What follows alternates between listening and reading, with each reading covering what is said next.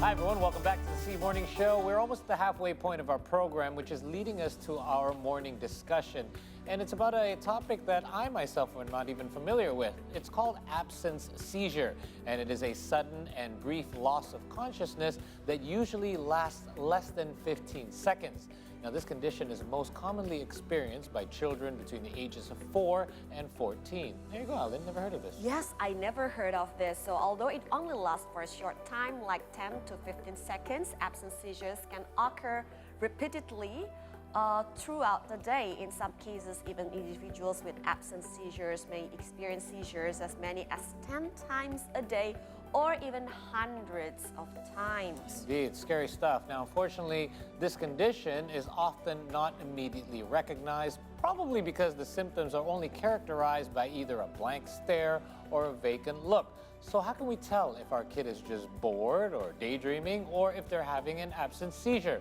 Well, we're going to find out by having a chat, as joining us here in the studio this morning is a neurologist from Siloam Hospital, Dr. Anyeliria Sutanto. Dr. Anya, thank you for joining us this morning. Hello, good morning. Thank you for having me. It's great to have you, especially on a topic that we know absolutely nothing about, absence seizure. Tell us a little bit about it. Is it part of a larger condition? Is it a standalone thing? Tell us more.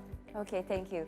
So actually, first I would like to say thank you for choosing this topic because it fits well with the Epilepsy Awareness Day on the 26th of March. Oh, there you go. Very near. Coming soon, yes. Yeah, thank you so much for bringing this awareness to I'm glad we're talking about this because I think we need to know about Me this. too, it's very important. All right. So basically seizure is like the result of the abnormal electrical brain activity. Okay. So it could occur as many things. Maybe we know some jerking movement, the uncontrolled body movement, which is more famous as a seizure. Yes. But actually you could also have this kind of absence seizure. Okay. What you see is the person like suddenly staring at the blank spot and then stop anything that he or she is doing and become very, very unresponsive. Okay. But did he or she realize when this happened to him or her? Yes, that's the most important point. He or she doesn't remember anything. Just like an epileptic seizure, like most of the time they don't know that they had one, right? Yes, yes, true. Because they become unresponsive and doesn't remember anything. And after the seizure is like shut down, he or she like could to continue anything that she do directly. Okay. And like normally, like there's nothing happened before. So it's basically like a missing spot in their time. Yeah. So we're familiar with epileptic seizures. And is this basically a product of the same disease, a product or a byproduct of the same disease? What's happening here? Yeah, the epilepsy basically is like the recurrent seizure. Yes. And you could have the jerking movement or also the absence seizure. So this is part of it. Oh. This is part of the epilepsy. And epilepsy could be the part of something else, something more serious. Of course. Something like kind of abnormal structure in your brain. So we have to assess it more, we have to evaluate the causes. Okay, so the diagnosis will be epilepsy if we have absence seizure. Yep, the recurrent one. Okay, then how can we tell that, okay, as Paul mentioned, my children are just daydreaming or, you know, having these symptoms. We call it for bengong sure. in Bahasa Bengong, In bengong, yes, yes, yes. Because it Yeah. can be very subtle, like maybe parents, if I hadn't had this discussion with you, I would not know about this. Yes. Yeah, because when you have like daydreaming or even maybe you have a starstruck with your idol, perhaps. Yeah. You could see like as Your mom brain also, right? Yeah, suddenly freezing when you see your idol. But you still remember if you have that kind of period when you are daydreaming.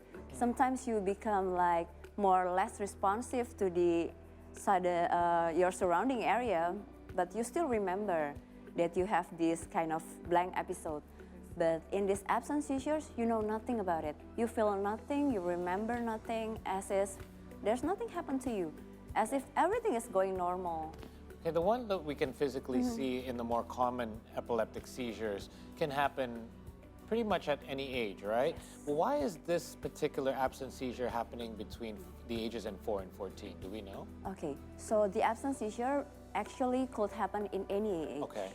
But it happens commonly in maybe like 3 even to 20 years.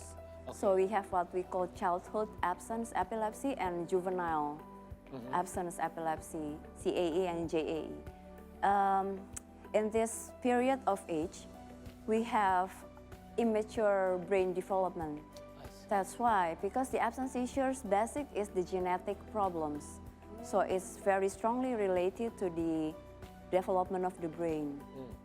That's why the age of onset is getting younger than the other epileptic types, right? So what other factors play part in absence seizure other than the genetics factor? So the three things that become a risk factor for absence seizure is like the genetic, and then become a female and young age. Really? Everything is non-modifiable, so sadly there's no prevention for it. Right. But we do know that if we can recognize it, there's perhaps it's actually a step in the right direction. Yes. You mentioned genetics a lot, so this is something that can be passed down? Yes, true. It could be passed down by one of the parents or even both. Okay. So if we have this kind of absence seizure, we will do like the tracing to 2 or 3rd generation above. To see if there's Yeah, epilepsy to see that if, runs in yes, the family. if there are any familial history. So what kind of examinations needed by the patient of absence seizure? Okay, so absence seizure is part of epilepsy. Epilepsy has 2 main causes. The first one is primary, which is genetic, and the second one is due to the brain structure problems. So first we have to do the brain imaging, such as by CT scan or MRI, and then we have to do blood workup to make sure is there any like direct injury, such as you have the hypoglycemia or hyponatremia, because both of these conditions could also cause seizures. Okay. And then the third one, we will do what we call EEG, or electroencephalography. Basically, we record the electrical activity in the brain to catch the abnormal or the korslet listrik Yes. from Call the it a brain. short circuit. Short circuit of the brain. Yes, true. Yeah, indeed. It's like when you do the electrical recording of your heart. Right. Like, this is EEG, you record the electrical activity of the brain. Okay, so now that, let's say, for example, we recognize this in one of our children and we know that this is something that they go through, what can we do about it? I mean, and can this affect them, in the longer term? Yeah. So absence seizure mostly happen in previously healthy children, Okay. typically very normal developing children.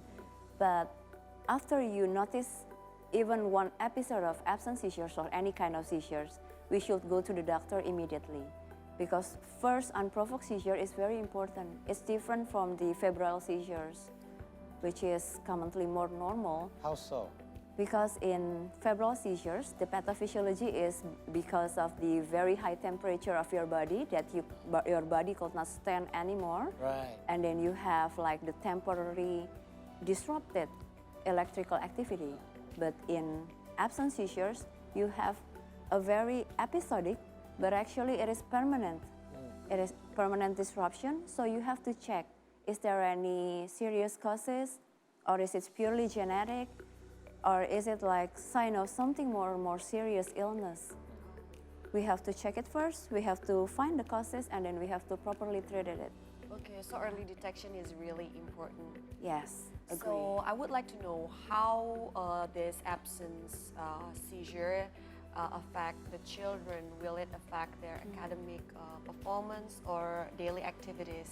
Yeah. How bad the impact can be? Yeah, important questions. Because in absence seizures, what you see is very subtle. Maybe you don't see as dramatic as the jerking movement Yes. as in other seizures. But actually the impact in the brain, in the nerve cell, is mostly the same. Because every time you have seizures, your brain cell or your nerve cell is getting damaged.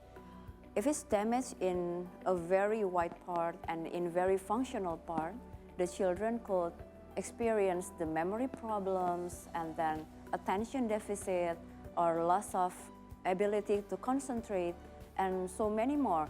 Even you could see the children have like emotional lack of control, lack of control of the emotions where usually this children is very composed, maybe let's say in 10 years of age, they already very composed and could maintain their emotions well, but after the seizures, they are getting different. Like Like- emotional explosions? Yes, emotional explosions like become a tantrum like a second years old children maybe. It's possible. So you should be more aware with this kind of soft sign. Okay, so you mentioned that there's really no actual cure for this. So how does one deal with it, going forward, so they're able to function more normally, if you will? Yeah. So in this kind of absence seizures, if you found no structural abnormality or what we call idiopathic epilepsy, so what we do if we give the anti-seizure medications. It's very important to maintain the normal state of electrical activity in your brain to make sure everything is going normal, even if you have the disease. So usually we expect them to have this kind of medications for at least 2 years. Okay. If you are seizure free for 2 years, and then we go tapering off the dosage and then stop. I see. So there is a chance that you can actually use medication to get out of it. Yes. Because I can imagine it's dangerous. Like, let's say a child is riding a bicycle, Yeah. and this happens, and then they completely forget, they blank out basically for Or about 10 if they're seconds. swimming. Yeah, I mean, good thing they're not driving yet at that age, Yes. because it could actually get a lot worse as well. Now, here in Indonesia, we often, if we see a condition like this, we think that somebody is a kesurupan, is that what it's called? Yeah, Somebody is in a being trance. possessed. Yeah. Right, and we being have like a possessed, lot of yes. supernatural beliefs saying that, oh my goodness, this person's in a trance or they're possessed. And there's often a negative stigma that is associated to that. So how do we deal with these kind of negative stigmas or judgments associated with absent seizure? Because somebody could be having an absent seizure, but other people could interpret it otherwise. Yeah, that's true. This negative stigma could lead to false treatment, right? Absolutely. You could maybe spray the water to the bring, kids yeah, and witchcraft. give some prayer, Yeah. witchcraft or anything else. Yeah. So the main thing is education and raising the awareness because education is very powerful, right? So that's why I'm very, very happy that you choose the very, very good topics. So I could bring this awareness to the parents and also to all the people to make sure they know that epilepsy, the seizure, is not a curse. It's non-contagious. So you could hug them and they are not to be blamed. So we could all race together to support them because they are a normal being. Yeah, absolutely. And they could do their activity, they could have their achievements. So everything is normal with them. So we should be hand in hand with them to make sure they are supported well in the society. I agree. Thank you so much for sharing Thank you, Doc. this information. Very important, of course, for parents as well as for others too. And thank you, producers, for the topic today. Thank you, Dr. Anyeliria Sutanto, for sharing your knowledge and insights on this. And we hope that, topic. if you're out there and you see someone experiencing this, at least it will click in your mind. Perhaps this could be what this is. Because it is a very unique condition, very subtle, but now you know what to look out for. All right, we're going to take another short break here on the program. We're at the halfway point of our show now. In case you did join us late, though, we will bring you more updates and recaps from around the world when we return. Stay with us.